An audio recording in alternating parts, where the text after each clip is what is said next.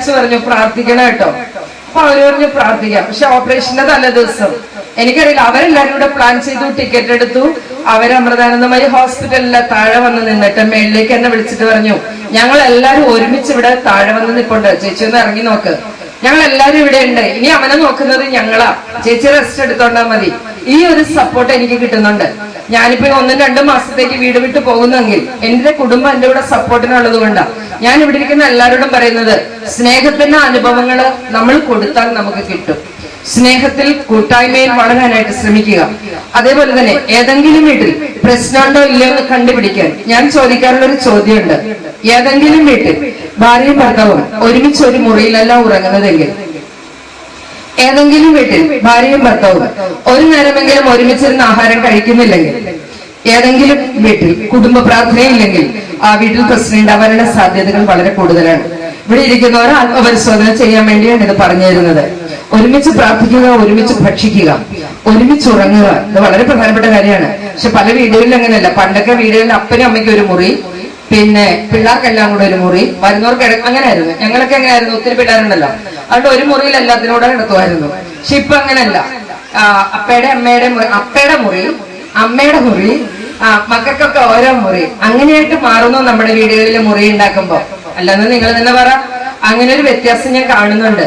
അതുകൊണ്ട് എനിക്കറിയില്ല, ഞാന് പഠിച്ച കുടുംബങ്ങൾ, അതിനേക്കാളും ധാരാളം കുടുംബങ്ങൾ നന്നായിട്ട് ജീവിക്കുന്നുണ്ടില്ല എന്നൊന്നും ഞാൻ പറയില്ല. എന്നാലും പല കുടുംബങ്ങളിലുമുള്ള ഒരു കുഴപ്പം, പരസ്പരം അംഗീകരിക്കാൻ പറ്റുന്നില്ല, വിട്ടുവീഴ്ചയ്ക്ക് തയ്യാറാകാൻ പറ്റുന്നില്ല. ഞാൻ നിങ്ങളോട് പറയുന്നത്, പങ്കാളിക്ക് പ്രാധാന്യം കൊടുക്കുക. പങ്കാളി പറയുന്ന കാര്യങ്ങൾക്കല്ല പ്രാധാന്യം കൊടുക്കേണ്ടത്, പങ്കാളിക്കാണ് പ്രാധാന്യം കൊടുക്കേണ്ടത്. അവൾ അങ്ങനെ പറഞ്ഞു, അയാൾ അങ്ങനെ പറഞ്ഞു, അതുകൊണ്ട് ഞാൻ സ്നേഹിക്കില്ല. ആരാ പറഞ്ഞത്? നമുക്കുള്ളവരല്ലേ പറഞ്ഞത്. വിട്ടുകൊടുക്കാൻ പറ്റണം. പങ്കാളിക്ക് പ്രാധാന്യം കൊടുക്കുക. പങ്കാളിയേക്കാൾ പ്രാധാന്യം പങ്കാളി പറയുന്ന കാര്യങ്ങൾക്ക് കൊടുക്കരുത്. ഉള്ളത് കൊടുക്കുന്നതിനേക്കാൾ ഉള്ളു കൊടുക്കുക. ഉള്ളത് കൊടുക്കുന്നതിനേക്കാൾ ഉള്ളു കൊടുക്കാനായിട്ട് ശ്രമിക്കുക, മനസ്സ് കൊടുക്കാനായിട്ട് ശ്രമിക്കുക. മാതാപിതാക്കളുടെ സ്നേഹം വന്നും പോയിരിക്കുന്നതല്ല. അതിന്റെ മൂല്യം 400 കാരറ്റാ, 22 കാരറ്റല്ല. ഞാൻ വിളിക്കുന്ന മാതാപിതാക്കളോട് പറയുകയാണ്, മുടക്കുമുതലനുസരിച്ച് ലാഭം പ്രതീക്ഷിക്കാവൂ, കൊള്ള ലാഭം പ്രതീക്ഷിക്കരുത്. മാതാപിതാക്കൾക്ക് ഇല്ലാത്ത യാതൊന്നും മക്കൾക്ക് ഉണ്ടാവുമെന്ന് കരുതണ്ട. ഒരു കുട്ടിയുടെ വ്യക്തിത്വത്തെ നിർണയിക്കുന്നത് വളരെ പ്രധാനപ്പെട്ട 3 ഘടകങ്ങളാണ്. 1 പാരമ്പര്യം, 2 സാഹചര്യം, 3 മാതൃകകള്. പാരമ്പര്യം എന്ന് പറയുന്നത് ജന്മം കൊണ്ട് അപ്പന്റെ അമ്മയുടെ കൈകളിലൂടെ ഒരു കുട്ടിയിൽ വന്നു ചേരുന്നതാണ്. ഒരു കുഞ്ഞ് ജനിക്കുന്ന സമയത്തെ മാതാപിതാക്കളുടെ വികാര വിചാരങ്ങൾ പോലും ആ കുട്ടിയുടെ സ്വഭാവത്തെ സ്വാധീനിക്കുന്നു എന്ന് മനഃശാസ്ത്രം പറയുന്നു. അച്ഛനും മുടക്കി 23, അമ്മയും മുടക്കി 20. പക്ഷെ കൊച്ചു മിടുക്കനാണെങ്കിൽ അച്ഛൻ പറയും, അവനെന്റെ മോന ചെമ്മനം കുടുംബത്തിന്റെ ഒരു വിശേഷമാണ് അല്ലെ. മോശമാണെങ്കിലോ നിന്റെ ഒറ്റ ഒരുത്തരം ഉഴപ്പാ, തള്ള ഒറ്റ ഒരുത്തരം ഉഴപ്പാന്ന് പറയും. നമ്മളൊക്കെ സ്ഥിരം കേൾക്കുന്ന ഡയലോഗാണ് ഇത്. അങ്ങോട്ടും ഇങ്ങോട്ടും നമ്മൾ ഇങ്ങനെ പടിഞ്ഞേറാറുണ്ട്. എന്റെ വീട്ടിലാരും ഇങ്ങനെയില്ല, നിങ്ങളുടെ കുടുംബത്തിലാ ഉള്ളത്. ഇത് നമ്മുടെ പ്രശ്നമാണ്. പക്ഷെ ഞാൻ പറയുന്നത്, മാതാപിതാക്കൾക്ക് ഇല്ലാത്ത യാതൊന്നും മക്കൾക്ക് ഉണ്ടാവില്ല. മുടക്കുമുതലനുസരിച്ച് ലാഭം പ്രതീക്ഷിക്കാവും. അതുകൊണ്ട് പാരമ്പര്യം എന്ന് പറയുന്നത് ജീനിലൂടെ വരുന്നതാണ്, അത് മാറ്റാൻ പറ്റില്ല. രണ്ടാമത്തത് സാഹചര്യങ്ങളാണ്. മക്കൾക്ക് നല്ലൊരു എൻവയോൺമെന്റ് സൃഷ്ടിച്ചു കൊടുക്കുക. മാതാപിതാക്കൾ തമ്മിൽ സ്നേഹിക്കുന്നു എന്നുള്ളതാണ് ഒന്നാമത്തെ എൻവയോൺമെന്റ്. എന്റെ അച്ഛൻ എന്റെ അമ്മയെ ഇഷ്ടമാണ്, എന്റെ അമ്മയ്ക്ക് എന്റെ അപ്പനെ ഇഷ്ടമാണെന്ന് കൊച്ചു പഠിക്കുമ്പോൾ ആ കൊച്ചു സ്നേഹം പഠിക്കുകയാണ്. സാഹചര്യങ്ങൾ എന്ന് പറയുന്നത്, പണ്ട് ഞാൻ ഈ സൈക്കോളജി പഠിച്ചപ്പോ പഠിച്ചൊരു കാര്യം, നല്ല അച്ഛനും അമ്മയ്ക്കും നല്ല പിള്ളേരുണ്ടാവും. കൂട്ടത്തില് ഇതെല്ലാം സായിപ്പിന്റെ പുസ്തകമാണ് കേട്ടോ, സായിപ്പ് എഴുതി വെച്ചിരിക്കുന്ന. സായിപ്പ് അതിന്റെ അടിയിൽ എഴുതി വെച്ചിരിക്കുന്നു, പിഴച്ച തന്തയ്ക്കും തള്ളയ്ക്കും പിഴച്ച പിള്ളേരുണ്ടാവും. പക്ഷെ ഞാൻ കൗൺസിലിംഗ് നടത്തി വലിയൊരു പാഠം പഠിച്ചു, നല്ല 1-ാം അപ്പനും അമ്മയ്ക്കും പിഴച്ച പിള്ളേരുണ്ടാവും. അപ്പൊ ഞാൻ പറയാനുണ്ട്, ഇത്രയും ഓർമ്മശക്തി കുടുംബജീവിത വിജയത്തിന് വേണ്ട, മറക്കാനും പോർക്കാനും കഴിയണം. ഇന്നലകൾ എന്ന് പറയുന്നത് കൈവിട്ടു പോയി, നമുക്ക് കിട്ടില്ലല്ലോ, തിരിച്ചെടുക്കാൻ പറ്റില്ലല്ലോ.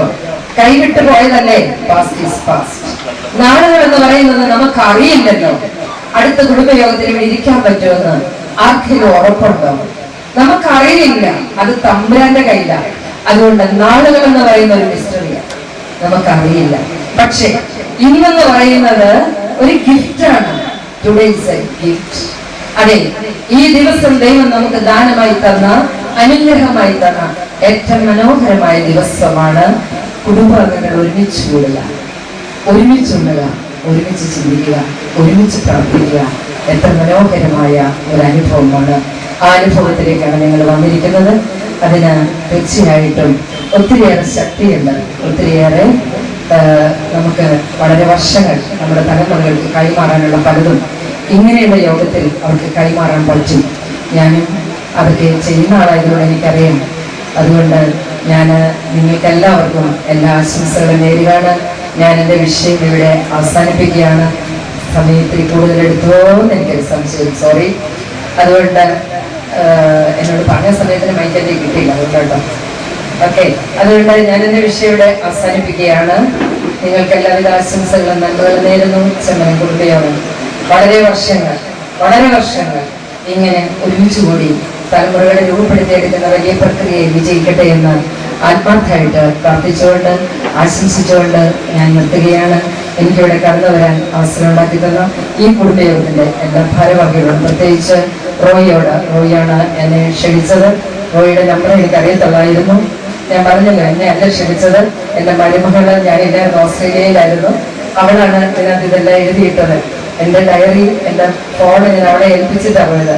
നല്ല ഡിസംബർ മാസം വരെ എന്റെ പ്രോഗ്രാം കൂടെ അവളാണ് ചാർട്ട് ചെയ്തിരിക്കുന്നത്. അപ്പൊ എന്നോട് എല്ലാ ദിവസവും അത് വിളിച്ചുറപ്പിക്കും, അമ്മ ചെമ്മനം കുടുംബയോഗം പിറവം, അമ്മ പോണം കേട്ടോ. ഇനി അവള് വർക്കരയിൽ ഒരു പ്രോഗ്രാം ഇട്ട് വെച്ചിട്ടുണ്ട്. അപ്പൊ ഞാൻ, അമ്മ ദൂരെയാണെന്ന് പറഞ്ഞ് അമ്മ പോകാതിരിക്കരുത് കേട്ടോ, ഞാൻ സംബന്ധിച്ച പ്രോഗ്രാം ആയതെല്ലാം. അതെ, അതുകൊണ്ട് അവൾക്ക് വേണ്ടിയാണ്, അവളെ സംബന്ധിച്ച പ്രോഗ്രാമാണ് ഞാൻ ചെയ്യുന്നതല്ല. അതുകൊണ്ട് റോയിക്ക് നന്ദി പറയുന്നു. എല്ലാവർക്കും ഇവിടെ ഇരിക്കുന്ന വൈദിക ശ്രേഷ്ഠർക്ക് എല്ലാവർക്കും നന്ദി പറഞ്ഞുകൊണ്ട് നിർത്തിക്കൊണ്ടേ.